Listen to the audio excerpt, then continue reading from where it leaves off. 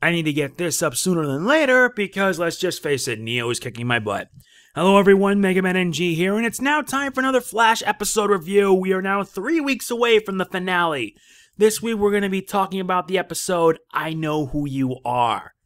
And this one, I have a lot to say on, so here's the deal. I'll be providing my summary on this episode, as well as what I liked and disliked about it, because as much as I liked, there were some things I liked, there were others that it wasn't, which is why I'm going to be compiling what I didn't like into 3 things I didn't like about the episode. Let us begin. Having returned from the year 2024, Team Flash now have a new plan. Find Tracy Brand. But it seems Savitar knows, and has Killer Frost go after her and kill her. They may have saved Tracy, but the problem is trying to keep her alive. If that's not enough, Cisco shows hesitation. This puts Team Flash in a vulnerable state, especially when someone close to them becomes a hostage. What will they do? Can they be able to save Tracy and stop Killer Frost? Yeah, but I will say that this episode, I truthfully didn't like it. I'm going to be honest with you. After watching the episode twice, there are 3 things that I didn't like. Let's start off with the meat of the whole thing, which is the true identity of Savitar. Throughout the entire season, Savitar has been always known as a god of speed. The first speedster, as it were. The one that gave the speedsters their powers, that sort of thing. And Savitar was a big threat. He really pushed any speedster that was in his way aside and beat him down. Heck, he was able to influence Julian Albert to become Dr. Alchemy. But now, after many weeks, Savitar's identity is finally revealed. And it was revealed at the very end of the episode, after Barry realized something. So he then confronted Savitar, and then he revealed himself, which further proves that my original theory now sticks. That is right. Savitar is in fact a future version of Barry Allen.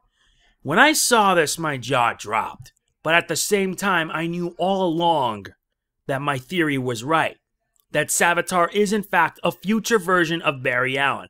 Barry Allen from a future where he had lost everything and had decided to take revenge by pretty much going back in time and trying to destroy his past self so that way the cycle can repeat.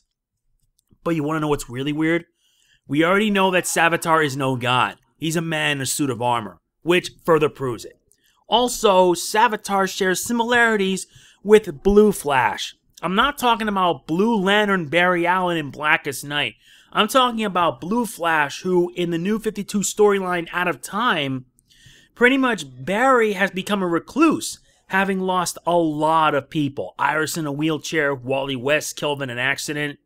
Very sad. And he tries to go back in time to pretty much fix the Speed Force. And he did so by going after many of the villains, except for Captain Cold, and then confronting his past self, as well as a version of Wally who becomes the Flash. Now, to be honest, this was something I didn't expect.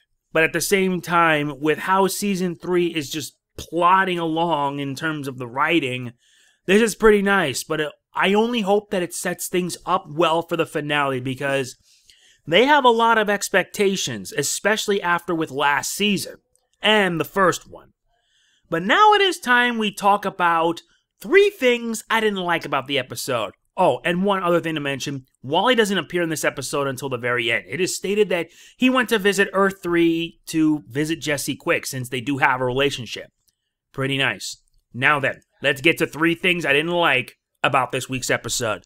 Number 1, Tracy Brand. That is right, Tracy Brand's a new character that is introduced for this show. And truthfully, in my honest opinion, she should have been called Tracy Bland. She's just bland.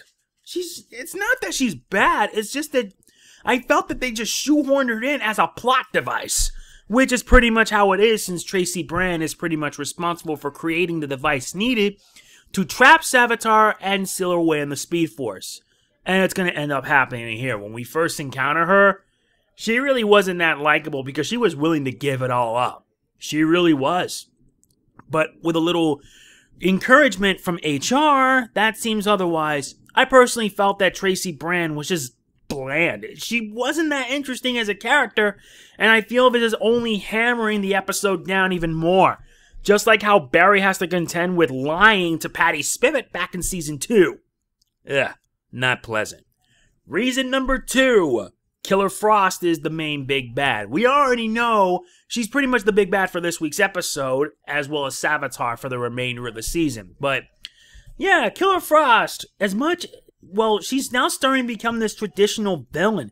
After what we saw last week with Killer Frost allying herself with Savitar, especially since she saw a future version of Barry Allen as her, you can't help but wonder. It makes you feel like I wish they could just develop her more as a more competent threat.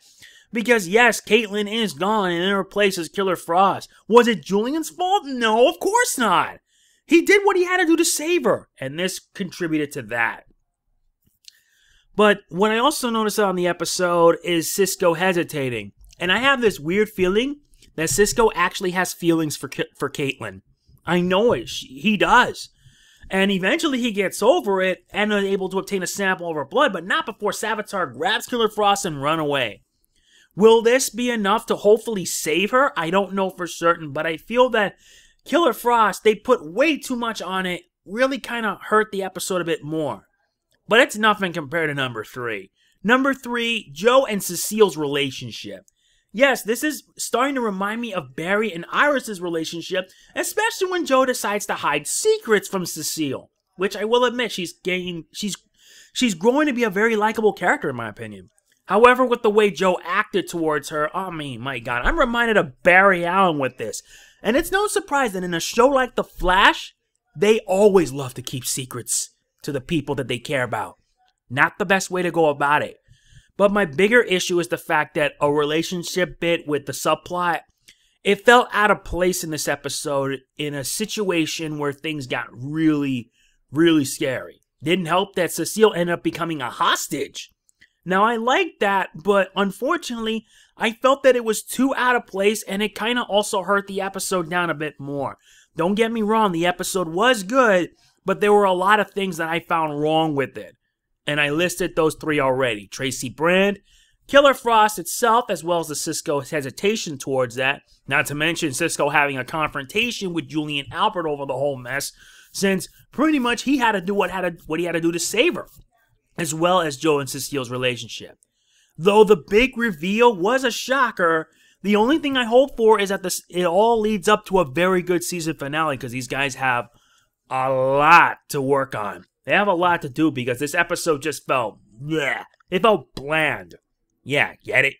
That is why I'm giving this episode a 6 out of 10. It's not that bad. It's okay. But there are a lot of issues that hammer it down. The action scenes are there, but I felt that stuff like the relationship felt way out of place in a serious episode. There's always Cisco bringing in the humor and, of course, Tracy. But hey, what can you do? At least we only have 3 episodes left till the finale, so let's only hope that things actually get better. Because if not, I'll pretty much be upset over that. Anyway, yes, that is it for this episode. I hope you all enjoyed it. And if you did, please be sure to hit the like button. It really does mean a lot to me. I will be continuing these reviews next week. And then don't forget that there's Samurai Jack on Sunday. And for anyone wondering about Neo Dragon of the North, it's coming either tomorrow or Friday. Let's just say that this game is kicking my butt, so I'm forced to grind. And I have no choice at it too. What can you do? Anyway, that is it. Thanks for watching. This is Mega Man NG signing off. Peace out. See you next week and hopefully a better episode. Later.